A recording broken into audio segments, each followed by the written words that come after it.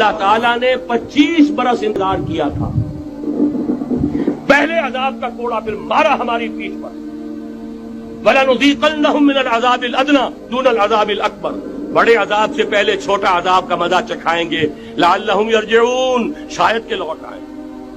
وہ ہم سے 1000 میل کے فاصلے پر ہوا تھا، اگرچہ 93,000 ہمارا قریل جوان، جن میں غالباً 43,000 فوجی، اور یہ کہ تقریباً اتنی تعداد میں جو غیر فوجی تھے، وہ اس ہندو کے غلام بنے، قیدی بنے، جن پر 800 برس تک، کہیں 600 برس تک، کہیں 1000 برس تک حکومت کی تھی۔ اتنی بڑی شکست کا کلنک کا ٹیکا ہماری پیٹھ پر پڑا۔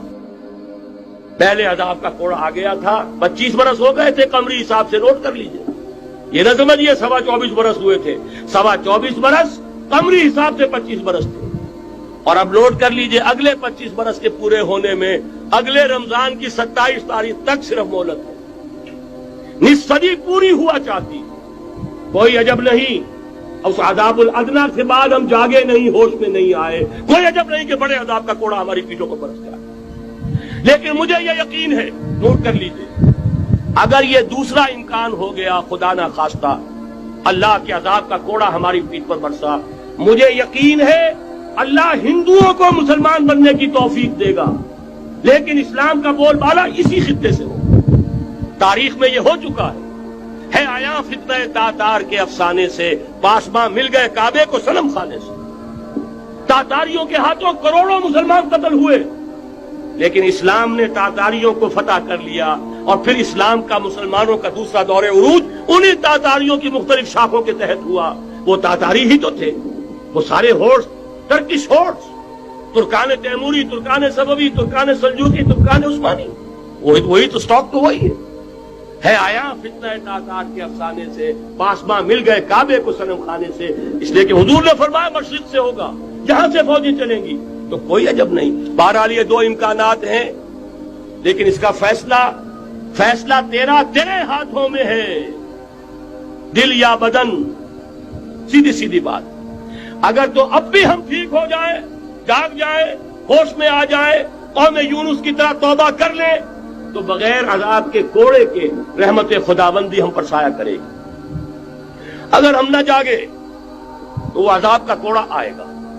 یہ نہیں میں کہہ سکتا ان ادری قریب بعید ما توعدون، یہ میں نہیں کہہ سکتا، یقین کے ساتھ جانتا ہوں کہ آئے گا، لیکن یہ کہ اس کے بعد بھی یہی سے بول بالا ہوگا، اگر ہمارے ذریعے نہیں تو ان کے ذریعے سے جو ہمیں شکست دے کر پھر اسلام قبول کرتے ہیں۔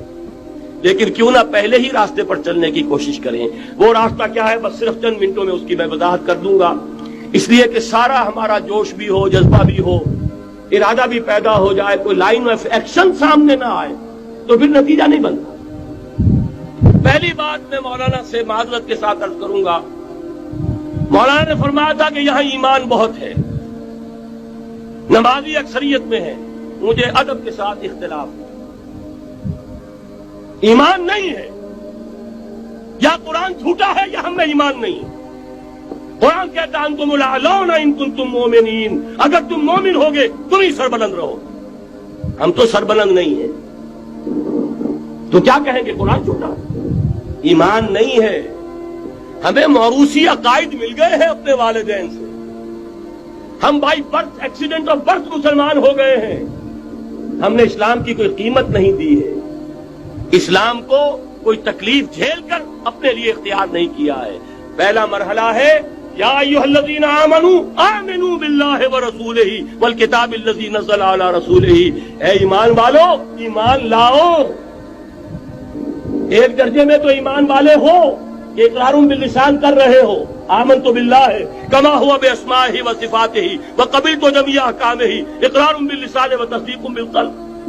آمنت باللہ وملائکتہ وکتبہ ورسلہ والقدر خیرہ وشرہ من اللہ تعالی والبعث بعد الموت، لیکن یہ اقرار باللسان ہے، کبھی ذرا دلوں میں جھانکو، تصدیق بالقلب ہے۔ تصدیق بالقلب ہو جائے تو زندگی کا نقشہ بدل جائے، سوچ بدل جائے، ترجیحات بدل جائیں۔ آج زندگی سب سے عزیز ہے، پھر شہادت کی موت اس سے کہیں زیادہ عزیز ہے۔ نشان مرد مومن بات گویم جو مرد آیت تبسم بر لبے اوست، تو پہلا مرحلہ ہے ایمان کی تجدید، ایمان کو تازہ کرو، ایمان کو تازہ کرو، اور اس کے لیے منبع اور سرچشمہ قرآن حکیم۔ هو الذی ينزل علی عبدہ آیات بینات لیخرجکم من الظلمات الی النور۔ قرآن سے ہی لوگوں کو بلاؤ، تلاوت آیات کے ذریعے سے لوگوں کو کھینچو، یہ میگنیٹ ہے جو سلیم الفطرت لوگوں کو کھینچ لے گا، پھر اسی کے ذریعے سے تزکیہ کرو۔ یا ایھا الناس قد جاءتکم موعظۃ من ربکم وشفاء لما فی الصدور، تمہارے سینوں کے اندر جو روگ ہیں ان کا علاج بھی یہی قرآن، پھر اسی کی تعلیم دو۔ یتلو علیہم آیاتہ ویزکیہم ویعلمہم الکتاب والحکمہ